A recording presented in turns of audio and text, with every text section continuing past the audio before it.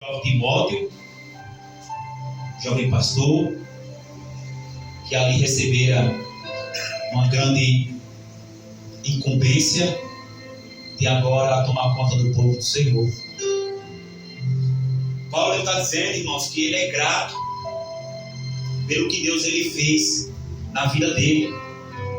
O apóstolo Paulo, ele está dizendo e contando um pouco do seu testemunho. Que em outro tempo ele era um homem blasfemo, perseguidor, insolente. Só que Paulo está dizendo que eu fiz tudo isso no tempo da minha ignorância. Paulo está dizendo, eu pequei, eu persegui, eu matei muitos cristãos, eu persegui o povo de Deus. Só que quando eu fiz isso, eu não tinha entendimento. Eu era incrédulo.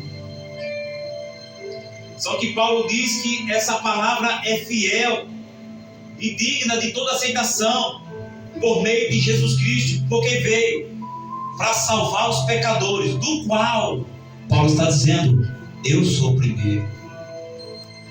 Mesmo Paulo sendo transformado, mesmo Paulo sendo lapidado pela palavra, mesmo Paulo sendo constrangido no caminho de Damasco, mesmo Paulo sendo um homem usado com os novos dons que ele tinha, mesmo Paulo sendo o pregador dos gentios, mesmo Paulo obtendo todo o conhecimento em seu tempo, estudado, aprendido com o mestre da lei em sua época, o Gamaliel, mesmo Paulo crescendo tanto em espírito, ele declara para Timóteo, esse Jesus, ele veio salvar, ele veio morrer para salvar todos os pecadores, do qual eu sou o primeiro.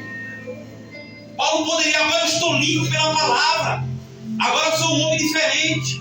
Paulo poderia levantar seu pescoço, a sua cabeça e dizer, olhe direito para mim, rapaz, que eu agora sou um homem de Deus, agora eu fui arrebatado ao terceiro céu, vi coisas que não é lícito aos homens contar, então você me respeita. Não, Paulo, ele está usando a humildade, porque servir a Deus é ser humilde nas suas palavras, servir a Deus é ser humilde com o seu vizinho, servir a Deus é ser humilde para com os irmãos. Paulo está dizendo, se esse Jesus veio para salvar os pecadores, mas de todos eles, ninguém aqui foi pior do que eu.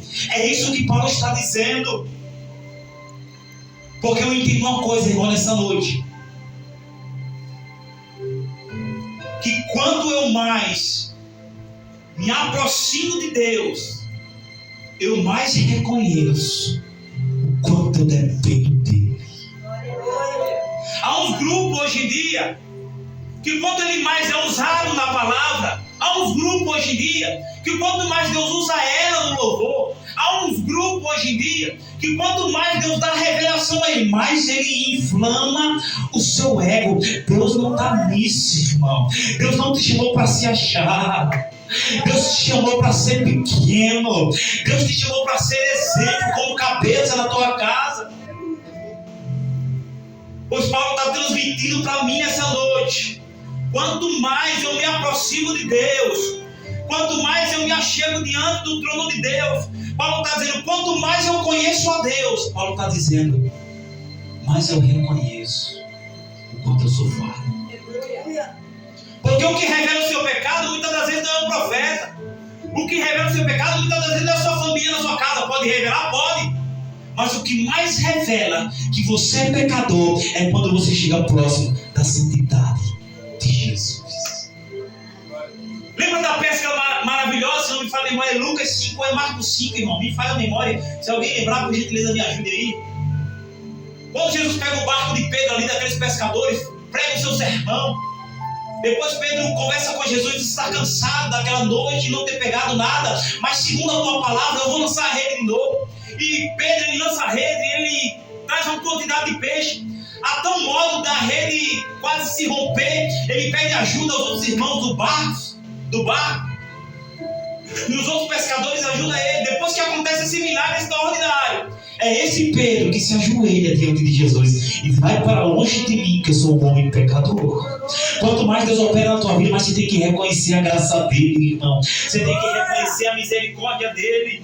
quanto mais eu me aproximo de Deus, quanto mais eu me aproximo das coisas de Deus, eu reconheço. Você acha que você está aqui nessa noite porque você é bom? Você acha que você está aqui nessa noite porque você merece? Porque para mim e para você, irmãos, tem uma cruz preparada. Era a morte da época. Todo homem que praticava qualquer fosse o seu delito tinha que passar na cruz. E não era chegar na cruz, alguém botar os preguinhos em você e ali você morrer, não. Segundo a tradição, isso só não aconteceu com Jesus, porque tinha uma profecia que foi profetizada pelo profeta Isaías, que nenhum dos seus ossos seriam quebrados. Mas segundo a história, quebrava o osso da coxa do criminoso, quebrava o outro osso, quebrava os seus braços. Para quê, pastor? Para a morte do criminoso ser abreviada, para não demorar na cruz, porque tinha mais gente para morrer. Você está achando que eles não queriam quebrar os ossos de Jesus, não, irmão? Só que por causa de uma profecia, só que por causa de uma palavra, aleluia. E eu vou liberar uma palavra para você também nessa noite. Aleluia. Por causa da palavra, você ainda está de pé.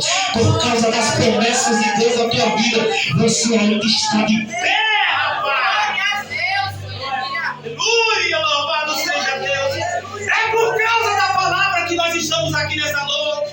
É porque o homem se fez maldição. Paulo estava dizendo, eu não sou digno. Mas quando eu olho para a glória dele, eu vejo o quanto eu preciso. Foi ele que declarou, irmão Lucas, o bem que eu quero fazer, esse não faço. Paulo estava dizendo, eu tenho, irmão João Vitor, até a intenção de fazer o bem, mas o bem que eu quero fazer, esse não faço. Mas o mal que eu não quero está diante de mim. Paulo estava dizendo, se eu me deixar me levar, vou me contaminar, vou perder a direção, vou cair e vou ficar para trás e vou ficar perdido em uma geração. Quantos aí fora, irmão, não já se perdeu nessa geração? Se eu perguntar a cada um de vocês aqui, você vai dizer, eu conheço o pastor, alguém que se desviou. Eu conheço o pastor, alguém que caiu. Mas Deus está dizendo, rapaz, tu está de pé ainda por causa da minha palavra. Tu está de pé ainda por causa da minha promessa. Aleluia. Tu está na minha glória. Tu está de pé ainda porque eu te sustento. Porque tu ora e porque alguém ora por ti, rapaz. Você entende, irmãos, que Deus fala para nós nessa noite? Nós não merecíamos, a cruz de maldição não era para ele.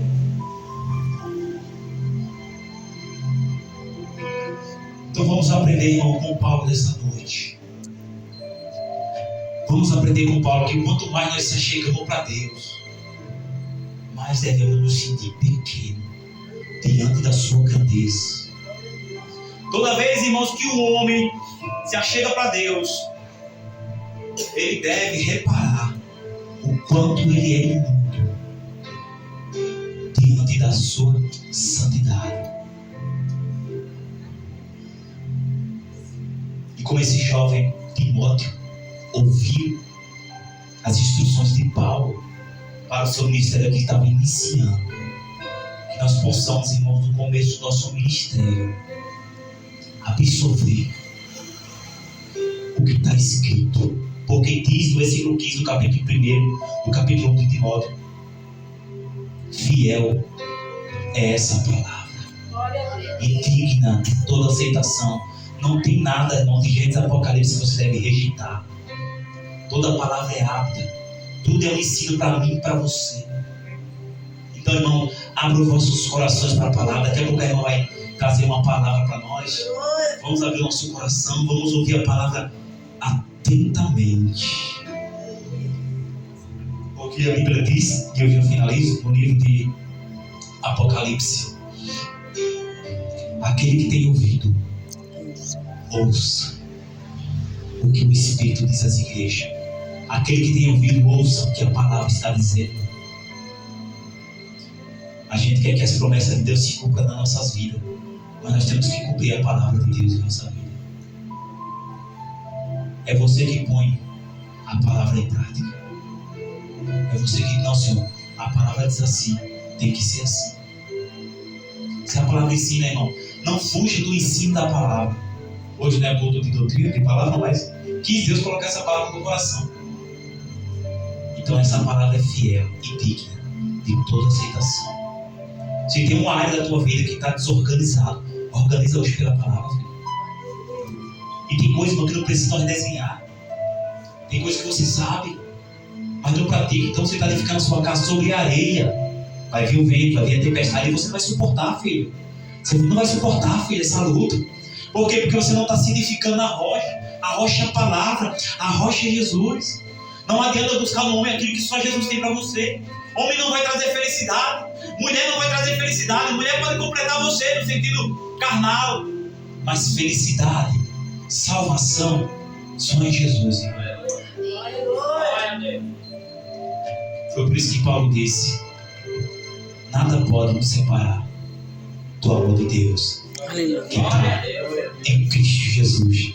Nem a profundeza, aleluia, nem a morte, nem anjo, nada pode nos separar. E tem pessoas que dizem assim: eu quero finalizar, mas eu vou falar. Eu saí daquela igreja por causa daquela irmã. Você saiu porque você quis. Ninguém tira ninguém da igreja. Ah, pastor, você não sabe da história, não. Primeiro, irmãos, eu vou falar para os irmãos aqui que de fato isso tem que acontecer assim. Lembra que domingo eu falei aqui? Paulo que dava em Chico, Davi Francisco? Primeiro eu vou falar para os irmãos aqui, os irmãos que desejam o episcopado, que vão se tornar obreiro na igreja nova, graças a Deus. Muitos irmãos desejam. Primeiro, irmão, você tem que ser macho. Se você assumir uma obra, você tem que ser macho. Estou falando para os diáconos, para os obreiros, tá? Não, para os diáconos não tem carga, etc. Por quê? Porque nenhuma confusão no ministério. Quem põe ordem é o pastor da igreja. A bagunça está, quem tem que organizar a igreja é o pastor. O pastor é o anjo da igreja, é o homem de Deus. É o homem que você vai ficar sentado porque você merece. Você vai pegar um banco para você se orientar porque você merece. Paulo estava instruindo Timóteo acerca das heresias, das falsas doutrinas. Então quem doutrinava Timóteo foi Paulo. Quem doutrinava Timóteo foi Paulo, para que Timóteo também doutrinasse a igreja. A igreja por aí, irmão, as coisas acontecem porque às vezes o pastor não faz nada. O líder não faz nada. Chega uma conversinha, ele vai orar. Chega outra conversinha, vamos orar. A oração tem que vir junto com a ação. Eu vou orar por ela, eu vou orar por ele, mas eu vou pegar ele para nós conversar. E vou pegar ela para nós ver o que ele quer da vida dele, o que ela quer da vida dela. É nessa de deixando acontecer, que muitas igrejas estão fechadas. Então, irmão, você que está na frente da obra do Senhor, você que é mulher, seja mulher de fato. Você que é homem, está na frente da obra do Senhor, honre com a sua palavra de fato. Porque Deus quer levantar uma geração, irmãos, de homens corajosos. Não só com o microfone, mas corajosos. Para colocar os piculinhos quando se precisa, irmão. Porque a corrupção nas igrejas não está começando por aí, não. Aí senta todo mundo. Senta o bom, senta o ruim, senta o santo, senta o pecador. Aí senta tudo, irmão. Senta quem está no pecado, senta quem está santificado. Agora aqui, quem bota a regra é o líder da igreja. É o pastor. Daqui para cá a história muda. Pastor, eu quero ser obreiro, então te conserta. Pastor, eu quero ser um presbítero, quero ser um diácono, então te ajeita, filho.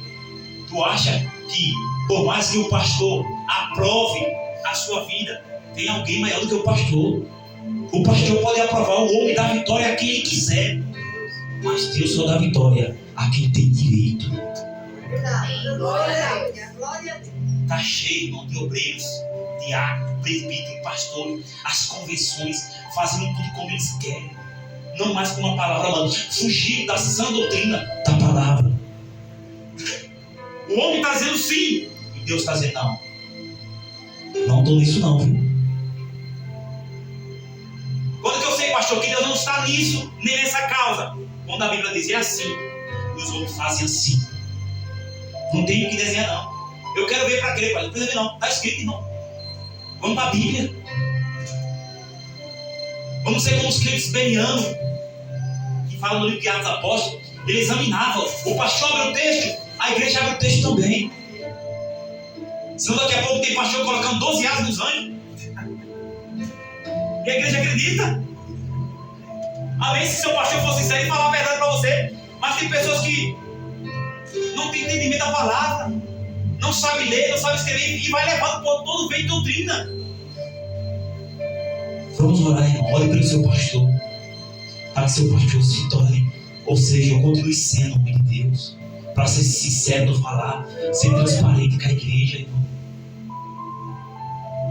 Toda vez, irmão, que eu congreguei em alguma igreja, algum ministério, que eu via corrupção fora do altar, eu permanecia, porque não estava no altar. Daí para lá, irmão, é uma coisa. Agora, quando eu via corrupção daí para cá, eu disse, opa, Deus não está nesse negócio. Aí o que eu fazia? Eu pegava a chave, fechava a porta daquela igreja para a minha vida. Eu falei, aqui não me cabe mais. Se eu quero Deus de verdade, aqui não me cabe mais, porque Deus não está nisso, irmão. Você está achando que quando Jesus voltar, essas coisas não vão ser contadas? Aquele que concorda também peca, irmão. Concordar com ele é pecado do mesmo jeito. Não lhe cabe, filho, não é de Deus, sai fora dessa bagaça, irmão. Eu digo bagaça porque deixou de ser igreja. Eu preguei várias vezes para vocês todos aqui. Vocês sabem disso. No dia que vocês veem que esse pastor aqui está corrompido, sai fora daqui, irmão. Pastor, eu estou vendo que o senhor está pecando, está feliz, está fazendo aquilo. Deus não está mais nesse negócio, sai fora. Pega a tua família, desaparece, coloca uma igreja séria. Agora, se houver sinceridade, irmão, se houver exemplo, como o Paulo falou, fica na casa, irmão. Ajuda a obra, se esforce. Porque os irmãos sabem que o pastor aqui também trabalha. O pastor aqui também é dizimista. O pastor ajuda dentro das suas condições. Então você não tem um charlatão da fé, não, irmão.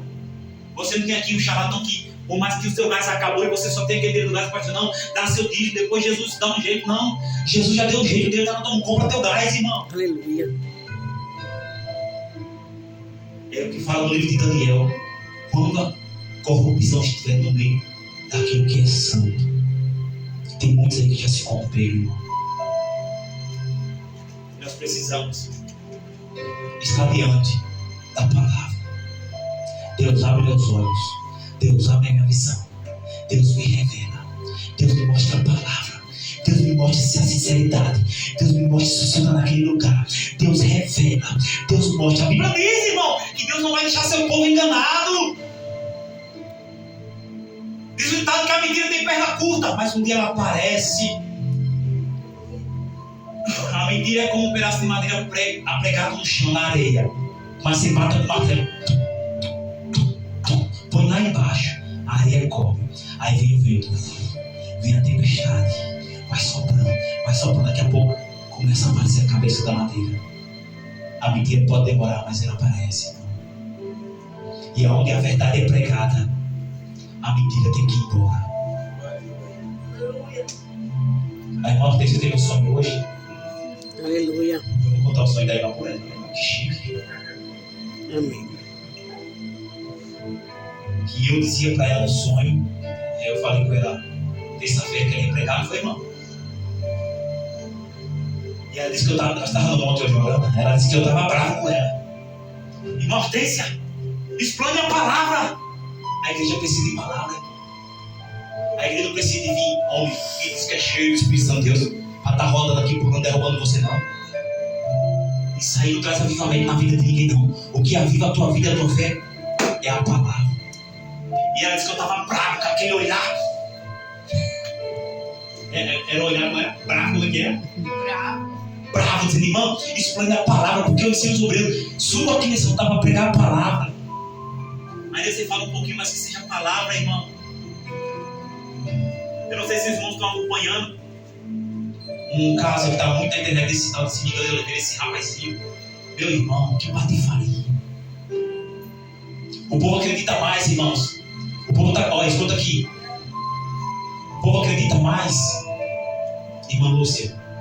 O povo acredita mais quando o pregador diz: tem um anjo voando aqui dentro. Aí, cara. Olha, tem dois anjos chegando na porta com a tua bênção. Cara. Eu estou vendo que tem um anjo chegando na tua porta. Tudo bem, que vinha um anjo. Mas antes do anjo tem que vir a palavra. Aleluia. Eu não sou contra a profecia. Eu sou contra quem Deus usa da revelação. Eu sou contra o camarada chegar aqui e não pregar a palavra. Não ensinar a palavra. Igreja precisa de palavra. Ovelha precisa de pasto. Grama fresca para se alimentar. Ovelha tem que estar no aprisco. Ovelha tem que ter pastor. Sai fora desse papo de dizer que não precisa de ninguém. Você precisa porque a palavra muda. Você entende, irmão? Levante a mão assim, diga eu necessito da palavra palavra para sobreviver. para sobreviver. Aplauda Jesus.